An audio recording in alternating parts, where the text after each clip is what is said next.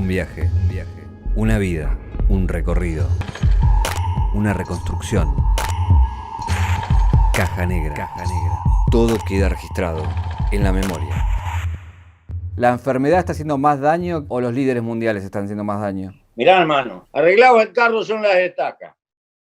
Los líderes mundiales son una consecuencia de la época que estamos viviendo.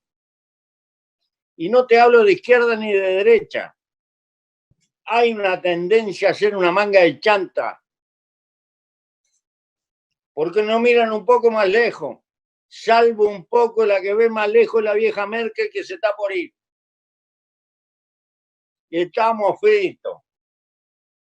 No hay gente que mire geopolíticamente. Y con esos dirigentes, mirá atrás, es para llorar. Es para llorar. Además, la democracia queda como el orto. Porque cuando la democracia elige un coso de eso, estamos fritos. Más valía que jugáramos por sorteo, capaz que invocamos alguno mejor, de carambola. Antes hablabas de esta pandemia de que había que repensar el mundo, sobre todo por la ecología. Hoy con esta pandemia, ¿cómo crees que va a ser este nuevo orden mundial? Mirá, todavía no se puede hacer futurología, pero pienso que hay muchos peligros por delante. Nos puede traer una epidemia de nacionalismo. El nacionalismo es una cosa positiva para la libertad de los chicos, para la independencia de los débiles. Pero el nacionalismo extremo es terrible en el manejo de las grandes potencias, porque siempre es a costilla de los débiles. Es un peligro. Pienso que las instituciones internacionales expresan una debilidad. Hoy necesitamos decisiones de carácter global desde el punto de vista ecológico. No vamos a defender el medio ambiente si no hay medidas que son mundiales, pero ni acá las vamos a instrumentar, porque hay que enfrentar intereses económicos. Y eso es un problema que van a tener que bancar nuestros nietos.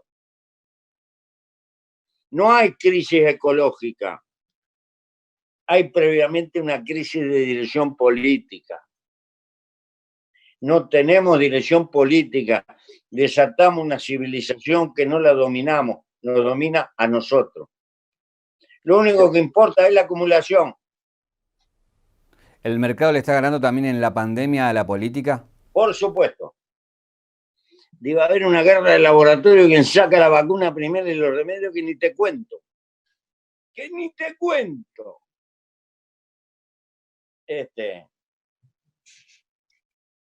Desde luego.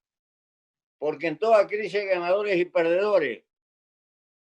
Estate tranquilo que en esta crisis va a haber gente que va a explotar las leyes del mercado a su favor. Pero la cosa esa es la realidad. Ahora, tenemos que entender que más que nunca tenemos que pensar en los sectores más débiles y de alguna manera tratar de compartir lo que tenemos.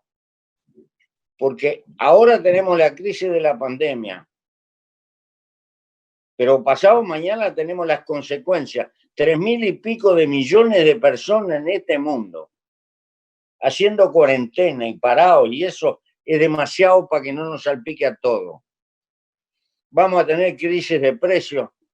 La celulosa bajó el 30% ayer, el petróleo está a precio ridículo, etcétera, y vamos a ver qué pasa en la balanza internacional de lo que vendemos. No hay nada estable, está todo en juego. ¿Está de acuerdo con la creación de un impuesto por el coronavirus? Sí, de clase media para arriba. El término clase media no sirve para un carajo, ¿viste?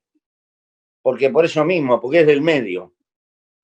Entonces no es ni chicha ni limonada, ¿viste? Entonces vos tenés tenés una clase media que es el pobrerío que levantó un poco, que guarda porque a veces tiene mentalidad de piojo resucitado, que es el peor. Aquí en la Argentina y creo que también en Uruguay y en otros países, mucha gente pedía que los políticos se bajen los sueldos. ¿Cómo ves esto en esta situación? Nosotros tomamos la decisión ayer de bajarlo, pero no alcanza. Sí, hay que bajarlo, pero eso es epidérmico. Es más bien un saludo a la bandera, si no va acompañado de política, que le diga a los señores, la banca privada pone huevito, en fin, los intereses pongan el huevito, de determinada franja salarial, que yo opino, los que andan de arriba de $1.000 ponen un poquito, y los que están en $2.000 un poquito más, y así, pa. Hay que poner el huevito todo, porque es demasiado lo que está en juego. ¿Cómo ve la actuación de Alberto Fernández y la Argentina frente a la pandemia? Y la verdad no la veo porque hace 15 días que no paso de 2 cuadras para arriba. Estoy de campesino neto, pero me parece que va bien, va a generar bronca porque hay mucha gente paralizada, es inevitable, hay contradicciones, pero que se acuerden de Martín Fierro. Los hermanos sean unidos porque de lo contrario se lo comen los de afuera. Y aún fuera de la pandemia, ¿cuál es su visión sobre este cambio de gobierno en la Argentina con Alberto gobernando hace 3 meses? Que bueno, a todo el mundo le afectó esto, pero bueno, hay un cambio político, por lo menos en esta parte de la región, ¿no? Da la impresión de que es una persona moderada, que, que quiere encontrar salida. No es fácil, porque yo no creo en los fenómenos proverbiales. La historia no la cambian los líderes. Los líderes en una fila india son como los generales jubilados, no joden a nadie. Lo importante es el tamaño de la fila india. Es decir, la clave no es Fernández, la clave es el respaldo colectivo, social, porque eso es lo que define. Y eso es lo más complicado de sostener en el tiempo. ¿Qué le da miedo de toda esta pandemia? ¿Qué le preocupa? Lo que más me preocupa es que me agarra con 85 años y con una enfermedad inmunológica crónica. Quiere decir, el fantasma de que la voy a quedar en cualquier momento en la vuelta me anda rondando, ¿viste? En la vida que he tenido, que ha sido bastante venturosa, la parca me anduvo varias vueltas, pero no me quiso llevar. Y no tengo ningún interés que me lleve esa torranta. Ningún interés. Y estoy tratando de esquivarla, pero es tan hermosa la vida que al llegar al final quisiera decirle, a pesar de los dolores, de las caídas, por favor, sirva otra vuelta. Porque lo importante en la vida no es triunfar, lo importante es volver a empezar cada vez que uno se cae.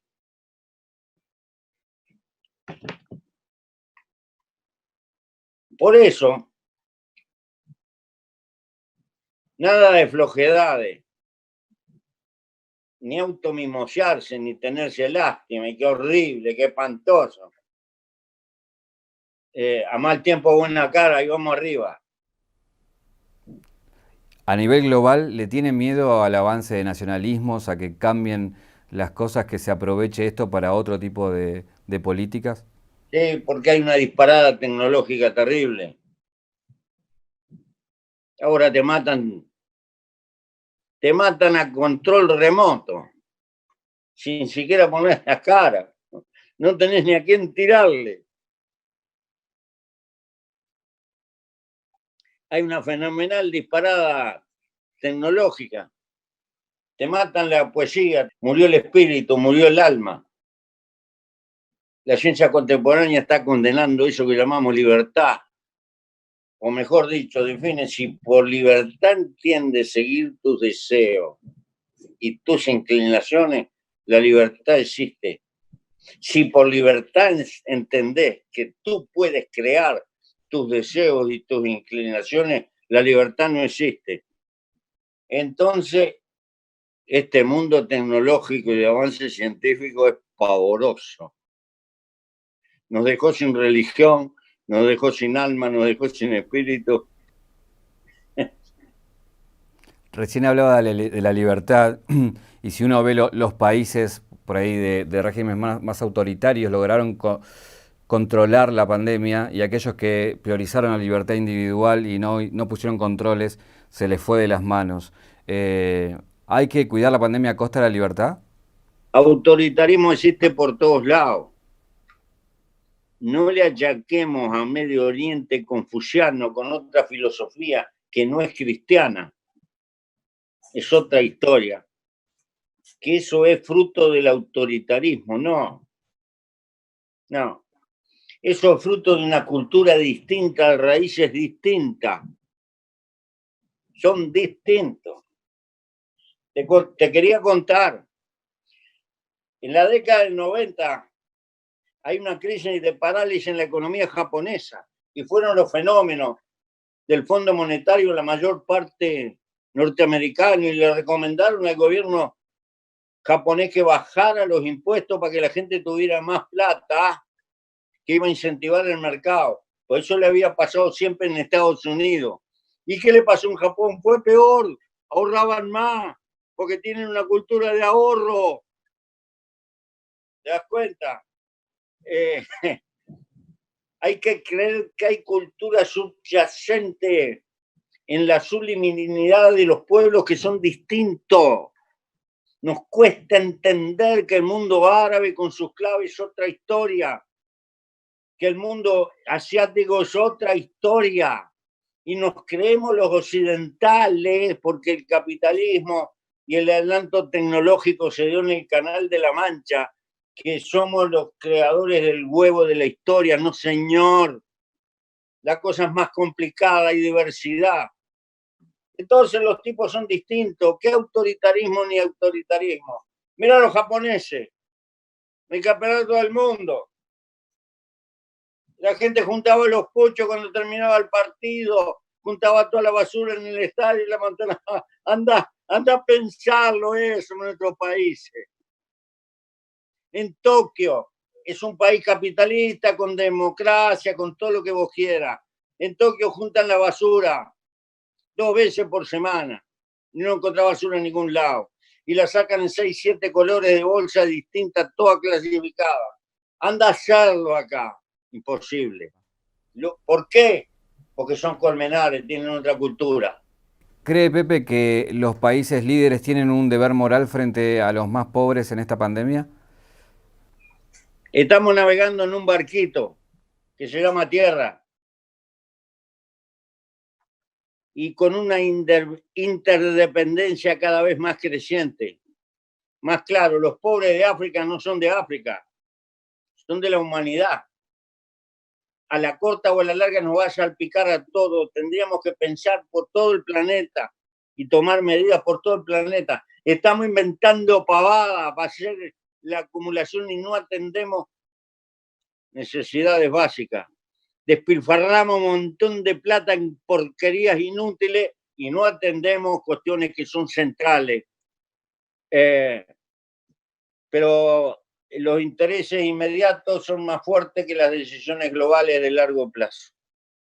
No sé si hemos llegado a los límites del hombre.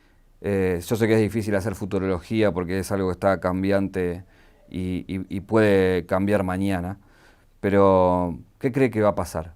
Creo que vamos a vivir una época relativamente convulsionada, con mucho inconformismo por todas partes. Porque en esta etapa, el capitalismo que defino, estamos en una etapa consumista, esencialmente. Una cultura que es favorable a la acumulación en gran escala. Vamos a sentir la aguja y el peso de la crisis económica y eso va a caer sobre nuestras expectativas subliminales en muchísima gente, y va a producir mucho inconformismo. Puede haber brotes de salidas nacionalistas, de cada cual se corte por la suya, etc. Me parece que la presencia de China va a seguir creciendo en el mundo, nos guste o no nos guste. Pienso que los países asiáticos cada vez van a pesar más y cada vez va a pesar menos Europa, que está vieja. Y que hay cambios en todas las relaciones de poder del mundo.